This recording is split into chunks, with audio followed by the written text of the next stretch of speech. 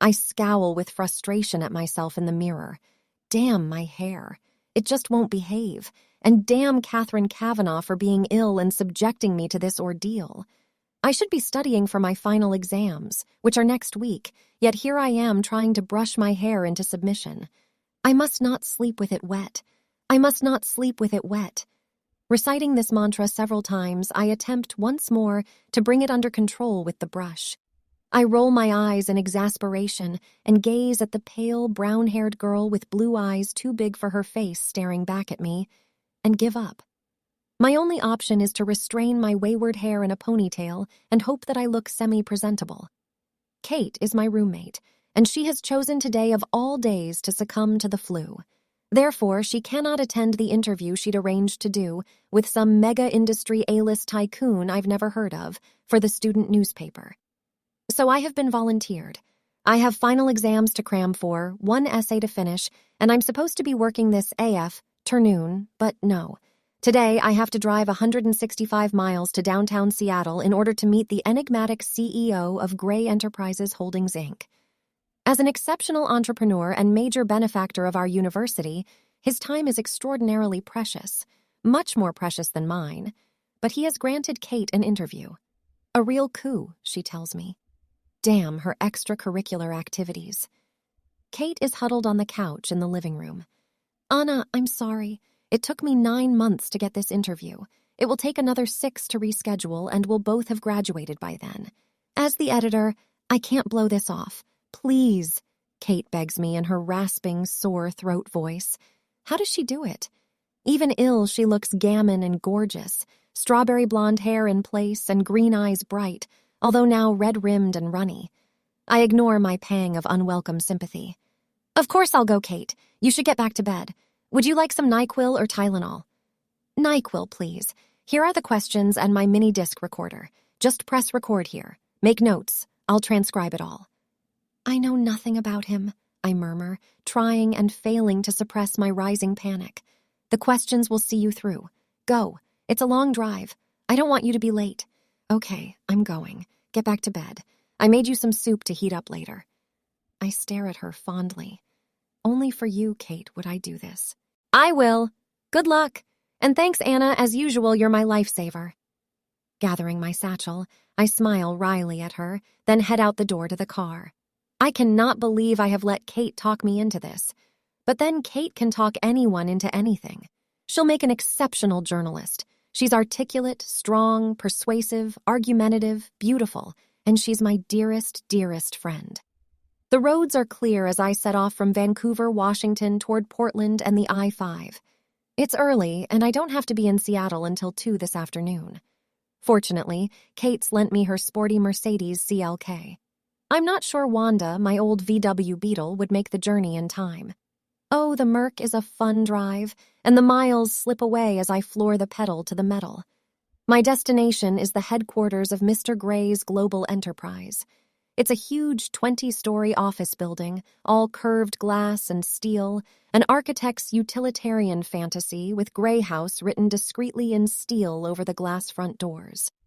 It's 1:45 when I arrive, greatly relieved that I'm not late as I walk into the enormous and frankly intimidating glass, steel, and white sandstone lobby. Behind the solid sandstone desk, a very attractive, groomed, blonde young woman smiles pleasantly at me. She's wearing the sharpest charcoal suit jacket and white shirt I have ever seen. She looks immaculate. I'm here to see Mr. Gray. Anastasia Steele for Catherine Kavanaugh. Excuse me one moment, Miss Steele. She arches her eyebrow slightly as I stand self-consciously before her. I am beginning to wish I'd borrowed one of Kate's formal blazers rather than wear my navy blue jacket. I have made an effort and worn my one and only skirt, my sensible brown knee-length boots, and a blue sweater. For me, this is smart. I tuck one of the escaped tendrils of my hair behind my ear as I pretend she doesn't intimidate me. Miss Kavanaugh is expected. Please sign in here, Miss Steele. You'll want the last elevator on the right. Press for the 20th floor. She smiles kindly at me, amused, no doubt, as I sign in. She hands me a security pass that has visitor very firmly stamped on the front. I can't help my smirk. Surely it's obvious that I'm just visiting. I don't fit in here at all. Nothing changes, I inwardly sigh. Thanking her, I walk over to the bank of elevators past the two security men who are both far more smartly dressed than I am in their well-cut black suits. The elevator whisks me with terminal velocity to the 20th floor. The doors slide open, and I'm in another large lobby, again all glass, steel, and white sandstone. I'm confronted by another desk of sandstone and another young blonde woman dressed impeccably in black and white who rises to greet me. "Miss Steele, could you wait here, please?" She points to a seated area of white leather chairs. Behind the leather chairs is a spacious glass-walled meeting room with an equally spa-size dark wood table and at least 20 matching chairs around it. Beyond that, there is a floor-to-ceiling window with a view of the Seattle skyline that looks out through the city toward the Sound. It's a stunning vista, and I'm momentarily paralyzed by the view. Wow. I sit down, fish the questions from my satchel, and go through them, inwardly cursing Kate for not providing me with a brief biography. I know nothing about this man I'm about to interview. He could be 90 or he could be 30. The uncertainty is galling, and my nerves resurface, making me fidget. I've never been comfortable with one-on-one interviews, preferring the anonymity of a group discussion where I can sit inconspicuously at the back of the room. To be honest, I prefer my own company, reading a classic British novel, curled up in a chair in the campus library, not sitting twitching nervously in a colossal glass and stone edifice. I roll my eyes at myself. Get a grip, Steele. Judging from the building, which is too clinical and modern, I guess Gray is in his 40s, fit, tanned, and fair-haired to match the rest of the personnel. Another elegant, flawlessly dressed blonde comes out of a large door to the right. What is it with all the immaculate blondes? It's like Stepford here. Taking a deep breath, I stand up. "Miss Steele?" the latest blonde asks. "Yes," I croak and clear my throat. "Yes." There, that sounded more confident. "Mr. Gray will see you in a moment. May I take your jacket?" "Oh, please." I struggle out of the jacket. "Have you been offered any refreshment?" No." "Oh dear, is blonde number 1 in trouble?" Blonde number 2 frowns and eyes the young woman at the desk. "Would you like tea, coffee, water?" she asks, turning her attention back to me. "A glass of water, thank you," I murmur. "Olivia, please fetch Miss Steele a glass of water." Her voice is stern. Olivia scoots up immediately and scurries to a door on the other side of the foyer. "My apologies, Miss Steele. Olivia is our new intern. Please be seated. Mr. Gray will be another 5 minutes." Olivia returns with a glass of iced water. "Here you go, Miss Steele." "Thank you." Blonde number 2 marches over to the large desk, her heels clicking and echoing on the sandstone floor. She sits down, and they both continue their work. Perhaps Mr. Gray insists on all his employees being blonde. I'm wondering idly if that's legal when the office door opens and a tall, elegantly dressed, attractive African-American man with short dreads exits. I have definitely worn the wrong clothes. He turns and says through the door, "Golf this week, Gray." I don't hear the reply. He turns, sees me, and smiles, his dark eyes crinkling at the corners. Olivia has jumped up and called the elevator. She seems to excel at jumping from her seat. She's more nervous than me. "Good afternoon, ladies," he says as he departs through the sliding door. "Mr. Gray will see you now, Miss Steele. Do go through," blonde number 2 says. I stand rather shakily, trying to suppress my nerves. Gathering up my satchel, I abandon my glass of water and make my way to the partially open door. "You don't need to knock, just go in." She smiles kindly. I push open the door and stumble through, tripping over my own feet and falling headfirst into the office. Double crap, me and my 2 left feet. I am on my hands and knees in the doorway to Mr. Gray's office, and gentle hands are around me helping me to stand. I am so embarrassed, damn my clumsiness. I have to steel myself to glance up. Holy cow, he's so young. "Miss Kavanaugh." He extends a long-fingered hand to me once I'm upright. "I'm Christian Gray. Are you all right?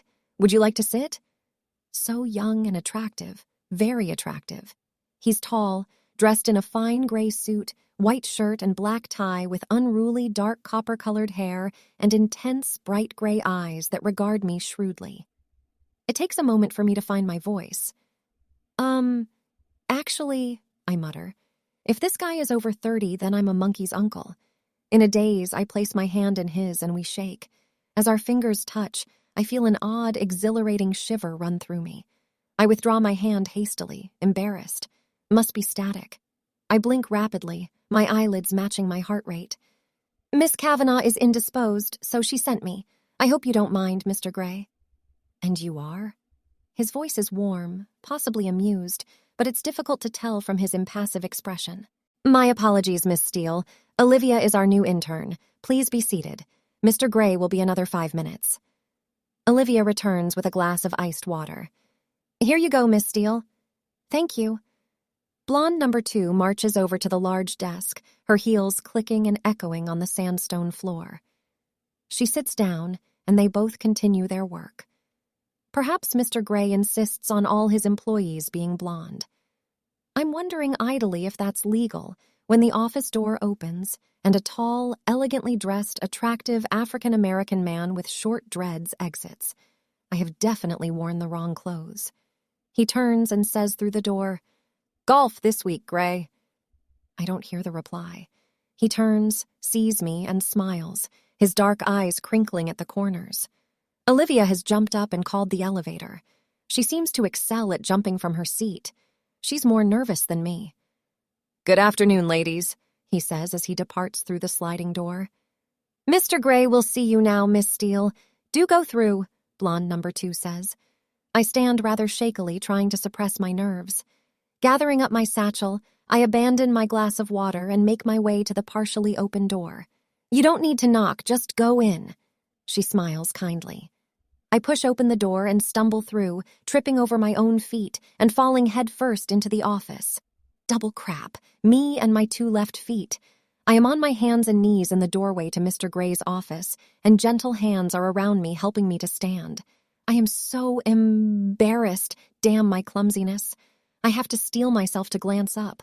Holy cow, he's so young. "Miss Kavanaugh."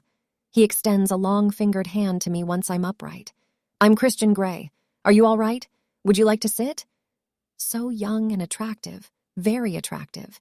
He's tall, dressed in a fine gray suit, white shirt and black tie with unruly dark copper-colored hair and intense bright gray eyes that regard me shrewdly. It takes a moment for me to find my voice. Actually, I mutter, if this guy is over 30, then I'm a monkey's uncle. In a daze, I place my hand in his and we shake. As our fingers touch, I feel an odd, exhilarating shiver run through me. I withdraw my hand hastily, embarrassed. Must be static. I blink rapidly, my eyelids matching my heart rate. "Miss Kavanaugh is indisposed, so she sent me. I hope you don't mind, Mr. Gray." And you are? His voice is warm, possibly amused, but it's difficult to tell from his impassive expression. He looks mildly interested, but above all, polite. "Anastasia Steele. I'm studying English literature with Kate, Catherine, Miss Kavanaugh at Washington State." "I see," he says simply. I think I see the ghost of a smile in his expression, but I'm not sure. "Would you like to sit?" He waves me toward a white leather-buttoned L-shaped couch. His office is way too big for just one man. In front of the floor-to-ceiling windows, there's a huge, modern, dark wood desk that 6 people could comfortably eat around. It matches the coffee table by the couch. Everything else is white ceiling, floors, and walls, except on the wall by the door, where a mosaic of small paintings hang, 36 of them arranged in a square. They are exquisite, a series of mundane, forgotten objects painted in such precise detail they look like photographs. Displayed together, they are breathtaking. "A local artist, Trouton," says Gray when he catches my gaze. "They're lovely. Raising the ordinary to extraordinary," I murmur, distracted both by him and the paintings. He cocks his head to one side and regards me intently. "I couldn't agree more, Miss Steele," he replies, his voice soft, and for some inexplicable reason, I find myself blushing. Apart from the paintings, the rest of the office is cold, clean, and clinical. I wonder if it reflects the personality of the Adonis who sinks gracefully into one of the white leather chairs opposite me. I shake my head, disturbed at the direction of my thoughts, and retrieve Kate's questions from my satchel. Next, I set up the mini disc recorder and am all fingers and thumbs, dropping it twice on the coffee table in front of me. Mr. Gray says nothing, waiting patiently. I hope, as I become increasingly embarrassed and flustered. When I pluck up the courage to look at him, he's watching me. One hand relaxed in his lap, and the other cupping his chin and trailing his long index finger across his lips. I think he's trying to suppress a smile. Sorry, I stutter. I'm not used to this. Take all the time you need, Miss Steele, he says. Do you mind if I record your answers? After you've taken so much trouble to set up the recorder, you ask me now? I flush. He's teasing me? I hope. I blink at him, unsure what to say, and I think he takes pity on me because he relents. No, I don't mind. Did Miss Kavanaugh, explain what the interview was for?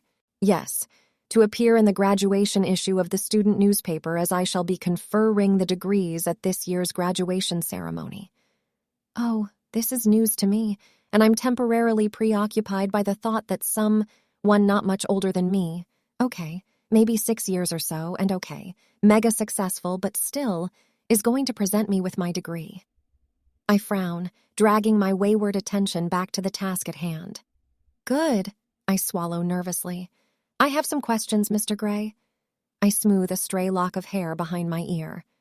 I thought you might, he says, deadpan. He's laughing at me. My cheeks heat at the realization, and I sit up and square my shoulders in an attempt to look taller and more intimidating. Pressing the start button on the recorder, I try to look professional.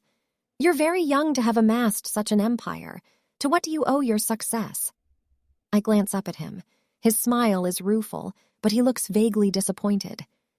Business is all about people, Miss Steele, and I'm very good at judging people. I know how they tick, what makes them flourish, what doesn't, what inspires them, and how to incentivize them. I employ an exceptional team, and I reward them well. He pauses and fixes me with his gray stare. My belief is to achieve success in any scheme one has to make oneself master of that scheme, know it inside and out, know every detail. I work hard, very hard to do that. I make decisions based on logic and facts. I have a natural gut instinct that can spot and nurture a good, solid idea and good people. The bottom line is, it's always down to good people. Maybe you're just lucky. This isn't on Kate's list, but he's so arrogant. His eyes flare momentarily in surprise. I don't subscribe to luck or chance, Miss Steele. The harder I work, the more luck I seem to have. It really is all about having the right people on your team and directing their energies accordingly. I think it was Harvey Firestone who said the growth and development of people is the highest calling of leadership. You sound like a control freak. The words are out of my mouth before I can stop them. Oh, I exercise control in all things, Miss Steele, he says without a trace of humor in his smile. I look at him, and he holds my gaze steadily, impassive. My heartbeat quickens and my face flushes again. Why does he have such an unnerving effect on me? His overwhelming good looks, maybe? The way his eyes blaze at me? The way he strokes his index finger against his lower lip? I wish he'd stop doing that. Besides, immense power is acquired by assuring yourself in your secret reveries that you were born to control things, he continues, his voice soft. Do you feel that you have immense power? Control freak? I employ over 40,000 people, Miss Steele. That gives me a certain sense of responsibility, power, if you will. If I were to decide I was no longer interested in the telecommunications business and sell up, 20,000 people would struggle to make their mortgage payments after a month or so. My mouth drops open. I am staggered by his lack of humility. Don't you have a board to answer to? I ask, disgusted. I own my company. I don't have to answer to a board. He raises an eyebrow at me. I flush. Of course, I would know this if I had done some research, but holy crap, he's so arrogant. I change tack. And do you have any interests outside your work? I have varied interests, Miss Steele. A ghost of a smile touches his lips. Very IED. And for some reason, I'm confounded and heated by his steady gaze. His eyes are alight with some wicked thought. But if you work so hard, what do you do to chill out? Chill out? He smiles, revealing perfect white teeth. I stop breathing. He really is beautiful. No one should be this good-looking. Well, to chill out, as you put it. I sail, I fly, I indulge in various physical pursuits. He shifts in his chair. I'm a very wealthy man, Miss Steele, and I have expensive and absorbing hobbies. I glance quickly at Kate's questions, wanting to get off this subject. You invest in manufacturing. Why, specifically? I ask. Why does he make me so uncomfortable? I like to build things. I like to know how things work, what makes things tick, how to construct and deconstruct. And I have a love of ships. What can I say? That sounds like your heart talking rather than logic and facts. His mouth quirks up, and he stares appraisingly at me. Possibly. Though there are people who'd say I don't have a heart. Why would they say that? Because they know me well. His lip curls in a wry smile. Would your friends say you're easy to get to know? And I regret the question as soon as I say it. It's not on Kate's list. I'm a very private person, Miss Steele. I go a long way to protect my privacy. I don't often give interviews. He trails off. Why did you agree to do this one? Because I'm a benefactor of the university, and for all intents and purposes, I couldn't get Miss Kavanaugh off my back. She badgered and badgered my PR people, and I admire that kind of tenacity. I know how tenacious Kate can be. That's why I'm sitting here squirming uncomfortably under his penetrating gaze when I should be studying for my exams. You also invest in farming technologies. Why are you interested in this area? We can't eat money, Miss Steele, and there are too many people on this planet who don't have enough to eat. That sounds very philanthropic. Is it something you feel passionately about? Feeding the world's poor? He shrugs, very non-committal. It's shrewd business, he murmurs, though I think he's being disingenuous. It doesn't make sense, feeding the world's poor. I can't see the financial benefits of this, only the virtue of the ideal. I glance at the next question, confused by his attitude. Do you have a philosophy? If so, what is it? I don't have a philosophy as such. Maybe a guiding principle, Carnegie's. A man who acquires the ability to take full possession of his own mind may take possession of anything else to which he is justly entitled. I'm very singular, driven. I like control of myself and those around me. So you want to possess things? You are a control freak. I want to deserve to possess them, but yes, bottom line, I do. You sound like the ultimate consumer. I am. He smiles, but the smile doesn't touch his eyes. Again, this is at odds with someone who wants to feed the world, so I can't help thinking that we're talking about something else, but I'm absolutely mystified as to what it is. I swallow hard. The temperature in the room is rising, or maybe it's just me. I just want this interview to be over. Surely Kate has enough material now. I glance at the next question. You were adopted. How far do you think that's shaped the way you are? Oh, this is personal. I stare at him, hoping he's not offended. His brow furrows. I have no way of knowing. My interest is piqued. How old were you when you were adopted? That's a matter of public record, Miss Steele. His tone is stern. I flush again. Crap. Yes, of course, if I'd known I was doing this interview, I would have done some research. I move on quickly. You've had to sacrifice a family life for your work. That's not a question. He's terse. Sorry. I squirm, and he's made me feel like an errant child. I try again. Have you had to sacrifice a family life for your work? I have a family. I have a brother and a sister and 2 loving parents. I'm not interested in extending my family beyond that. Are you gay, Mr. Gray? He inhales sharply, and I cringe, mortified. Crap. Why didn't I employ some kind of filter before I read this straight out? How can I tell him I'm just reading the questions? Damn Kate and her curiosity. No, Anastasia, I'm not. He raises his eyebrows, a cool gleam in his eyes.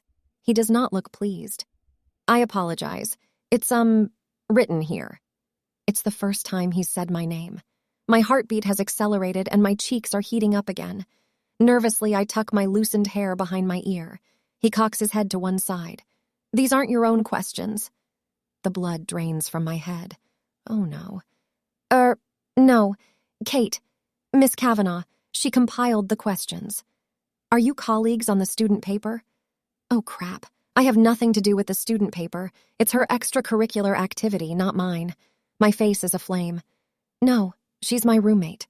He rubs his chin in quiet deliberation, his gray eyes appraising me.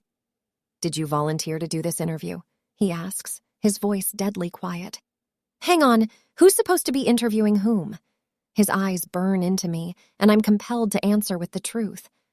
I was drafted. She's not well. My voice is weak and apologetic. That explains a great deal.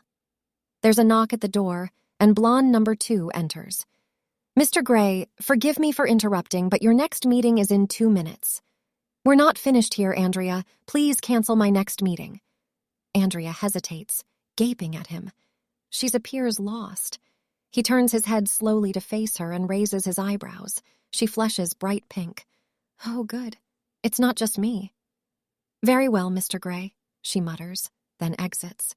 He frowns and turns his attention back to me. Where were we, Miss Steele?